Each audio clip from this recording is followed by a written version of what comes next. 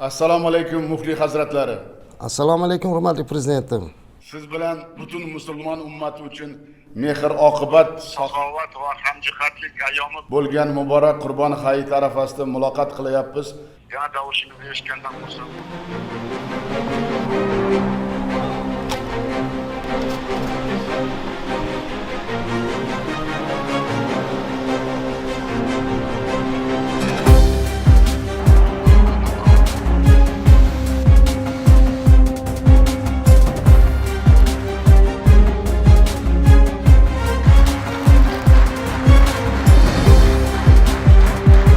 O'zbekiston Respublikasi Prezidenti zimmasiga yuklangan vazifalarni vijdonan bajarishga tantanali qasamyod qilaman. Mavsumi boshlangandan xabaringiz bor. Joriy yilda ham 15 mingdan ortiq yurtdoshlarimizni muborak safarga yuborish tadbirlari shu kunlarda davom etmoqda. Bo'lajak hojilar safiga yana 100 nafar fidoyi insonlar qo'shildi. E'tiborlisi, ular prezidentimiz tomonidan haj ziyoratiga yuborilmoqda. 2026-yil haj mavsumimiz juda go'zal boshlandi. Ayni paytda yurtimizdan kelayotgan hojilarimiz deyarli 11 mingdan ziyodlari Saudiya Arabistoniga yetib keldilar. Yaxshi bir xursandchilik xabar keldiki, yurtimizdan 100 nafar yurtdoshlarimizni, duogo'ylarimizni muhtaram prezidentimiz tomonidan alohida hajga yuborilyapti. Ya'ni ularni prezident hojilari deb kutib olinyapti. Kecha ijtimoiy tarmoqlarda va matbuotda ko'rdik, sertifikatlar borib topshirildi. Bir musulmon dunyoga kelibdiki, orzu qiladigan sovg'a. Masalan, aytaylik, qayergadir dam olishga emas, balki Allohning baytiga yuborishlik juda katta muruvvat bo'ladi, juda ham katta iltifot bo'ladi. Shuning uchun mana shu 100 ta hojilarimiz hozir prezident hojilari sifatida bu yerga kelishligi kutilyapti. Ular uchun hamma sharoitlar muhayyo qilindi. Mana yoshi keksa hoji otalarimizga sertifikat topshirganini ko'rib juda ham ta'sirlanib ketdik. Yig'lab duo qilyaptilar yurtboshimiz haqqiga, yurtimiz haqqiga. Inshaalloh ular kelgandan keyin hali Arafat va Minolarda, Muzdalifalarda va Ka'ba atrofida qilgan duolari yurtimizga fayz, barakat olib keladi inshaalloh. 100 ta hojilarimizni prezident hojisi bo'lib kelishligi ham bu birinchi marta bo'layotgan tarixiy voqealar. Albatta bu juda katta xursandchilik. Alloh taolo prezidentimizni salomat qilsin. Umrlari bundan uzoq bo'lsin. Ilohim mana shunday islohotlar har yili tarixiy voqealarga yurtimiz boy bo'lishini Allohdan so'rab qolamiz. Makka shahridagi haj amallarini ado etayotgan barcha hojilarimizni ushbu qutlug' bayram bilan chin qalbimdan samimiy tabriklayman. Mana shunday unutilmas kunlarda el yurtimizga tinchlik va farovonlik tilab, yoshlarimizning baxti saodatini so'rab qilayotgan ezgu duolaringiz Alloh taolaning dargohida iloyim qabul bo'lsin. Amin. Hurmatli shayx hazratlari, xabaringiz bor, yangi O'zbekistonda har yili 15 ming nafardan ziyod vatandoshimiz muborak haj safariga bormoqda. Bunday ulug' ne'mat uchun yaratgan Parvardigorga har qancha shukronalar aytsak, albatta arziydi. O'zingiz bosh qosh bo'lib Makka va Madina shaharlarida katta tashkiliy ishlarni amalga oshiryapsiz, ko'rib juda xursand bo'lib turibman. Albatta alohida aytish kerak, podshohlik rahbariyati ko'magida ziyoratchilarimiz uchun barcha zarur sharoitlar ham yaratilmoqda. Hurmatli muftiy hazratlari, oxirgi yillarda diniy ma'rifiy sohalarda islohotlarimiz xalqimiz qalbiga, ma'naviyati va ma'rifatiga juda katta ijobiy ta'sir ko'rsatyapti. Imom Buxoriy majmuasi, Islom sivilizatsiyasi markazi, Marg'iloniy majmuasini foydalanishga topshirdik. Bugun shu maskanlarda bo'lgan mehmonlar ulug' ajdodlarimizning bebaho merosi bilan yaqindan tanishib, o'zlari xursand bo'lib, qayta duolar qilyaptilar. Qadrli shayx hazratlari, ziyoratchilarimizning sog'liqlari qanday, kayfiyatlari qanday, ulardan qanday xabarlar va niyatlari bor, sizdan eshitmoqchiman. Assalomu alaykum hurmatli prezidentim, yana bir karra. Avvalo yurtimiz hojilarini samimiy salom va ezgu tilaklarini yetkazishga ijozat bergaysiz. Sizni rahnamoligingizda haj safari uchun barcha tashkiliy ishlar amalga oshirilgani va yuksak e'tibor uchun minnatdorchilik bildiramiz sizga. Shunday ehtiromdan ruhlangan ziyoratchilarimiz muborak manzillarda sizni haqqingizga juda ko'p duolar qilishyapti. Qolaversa, yurtimiz rivoji, xalqimiz farovonligi, yoshlarimiz ilmi ma'rifati uchun iltijolar qilmoqdalar. Alloh taologa shukrki, bu yilgi haj mavsumi juda yuqori kayfiyat va yuksak saviyada o'tyapti. Makka, Madinadagi sharoitlar barchaga manzur bo'lyapti. Hojilarimizga 8 nafar ulamodan iborat delegatsiya, 305 nafar 50 boshi, 65 nafar ishchi guruhi, 50 nafar shifokor, 12 nafar yurtimiz oshpazlari xizmat qilishyapti. Mamlakatimizning 9 ta aeroportidan hamyurtlarimiz to'g'ridan-to'g'ri Madinaga yetib kelib, Rasul alayhissalomning masjidlari yonidagi 5 yulduzli mehmonxonada istiqomat qildilar. Bu esa Masjid-i Nabaviyda ko'p ibodat qilishga imkon berdi. Ayniqsa jannat bog'laridan bir bog' deya ta'riflangan Ravza-i Sharifni ziyorat qilish va u yerda el, yurt va sizni haqqingizga duolar qilishlikka muvofiq bo'lyaptilar. Hurmatli prezidentim, hojilarimiz salomatligini doimiy kuzatib borish uchun sizni topshirig'ingizga muvofiq 50 nafar oliy toifali shifokor jalb etildi. Ular orasida fan doktorlari, fan nomzodlari ham bor. Hojilarning sihatlari ko'zdan kechirilib, kerakli yordam, maslahat, dori-darmon hammasi berilyapti. Muolaja uchun kerakli jihozlar mavjud. Yurtimizdan kerakli dori-darmonlar olib kelindi. Oshxonalarda ham hamma zarur sharoitlar yaratildi, qulayliklar qilindi. Bir necha ming kishilik oshxonalarda yurtimizdan kelgan mohir oshpazlarimiz ovqatlarini, milliy taomlarimizni pishirib beryaptilar. Ma'rifiy suhbatlar bo'lyapti, tajribali imom domlalarimiz suhbatlar qilib turibdilar va Qur'oni Karimdan minglab xatm bo'lyapti. Yakunida sizni faoliyatingizga rivoj so'rab, xalqimiz farovonligi, yurtimiz ravnaqi va eson omon ona vatanga qaytishni tilab duoyi xayrlar qilmoqdamiz. Hurmatli prezidentim, sizni tashabbusingiz bilan Ramazon oyida 1 trillion 50 milliarddan ziyod mablag' xayriya qilindi. Millionlab qalblarga mamnunlik ulashdi. Mana shunday savobli ishlarni davomi sifatida 100 nafar hamyurtimizga prezident hojisi sifatida haj safariga yuborilgani juda katta quvonchli voqea bo'ldi. Ular hozir Madinadan Makka tomon kelishyaptilar.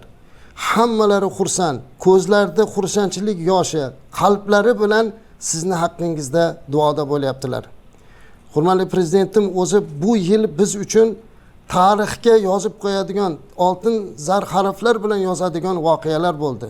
Jumladan Islom sivilizatsiya markazi, Imom Buxoriy majmuasini siz butun musulmon ummatiga tuhfa qilib berishligingiz bu albatta katta marhamat bo'ldi.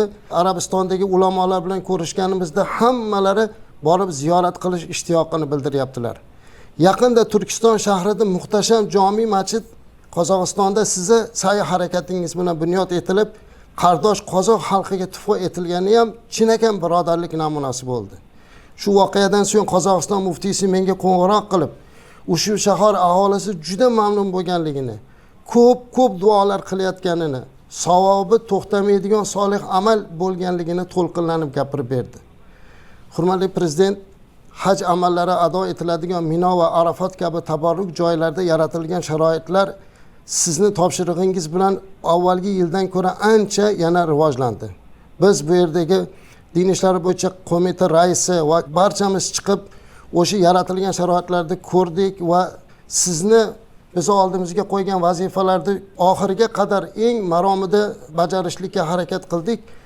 Ayniqsa o'sha mana bu yil Minoda o'tgan yil Arafatda biz chodirlarini issiq o'tkazmaydigan sendvichdan qilgan edik. Bu yil Minoda ham xuddi shunaqa holatda qilindi. Minoda ham maxsus firyonlik konditsionerlar qo'yildi, hamma sharoitlar yaratildi. Alloh nasib qilsa, yakshanba kuni kechqurun siz oq Fotiha bersangiz, hojilarimizni biz Mino tomon olib boramiz. Hurmatli prezidentim, ruxsat bersangiz, men bir gapni aytishda o'zimga faxr bilaman. Bu gapni takror aytaman, hurmatli prezident. Siz 2 marta Baytullohga kirgansiz, birga ko'rganman. Mana shu Baytullohda xalqim deb eli yurtimiz haqqiga duo qilganingizga guvohman. Endi mana shu aziz xalqni 15 ming nafar vakili Arafatda sizni haqqingizga, rahmatli ota-onangizni haqlariga, yurtimiz ravnaqi uchun duolar qilishlikka hammamiz niyat qilib turibmiz va albatta duolarimizdan keyin vatanga ezgu tashabbuslar bilan qaytamiz. Hurmatli prezidentim, fursatdan foydalanib butun hojilar nomidan muborak Qurbon hayiti bilan samimiy qutlayman. Alloh taolodan sizga mustahkam sog'lik, kuch-quvvat, uzoq umr, ulkan muvaffaqiyatlar tilaymiz. Ilohim, o'ylagan barcha orzu maqsadlaringizni ro'yobga chiqsin hurmatli prezidentim. Allohdan so'raymizki, takror yaqinlaringiz bilan Baytulloh ichida duolar qilishingizni Alloh nasib etsin.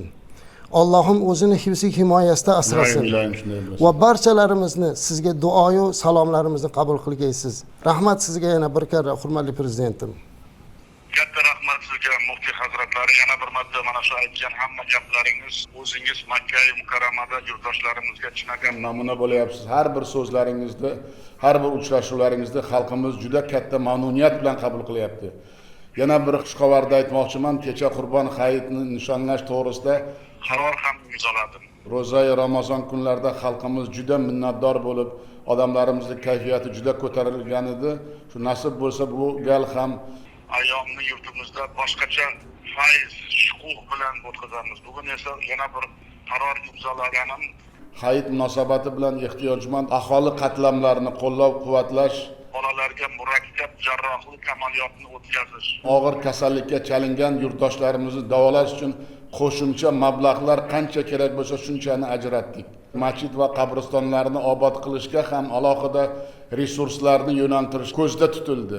Endi u doimiy tizimli bo'ladi. Duogo'y hojilarimiz yurtimizga eson omon qaytib, islom ma'rifati va sog'lom e'tiqod xalqimizga, barcha o'g'il qizlarimizga albatta teran yetkaziladi deb ishonaman va mana shunday katta duolarni ko'rib xalqimiz mana ham juda xursand bo'lyapman.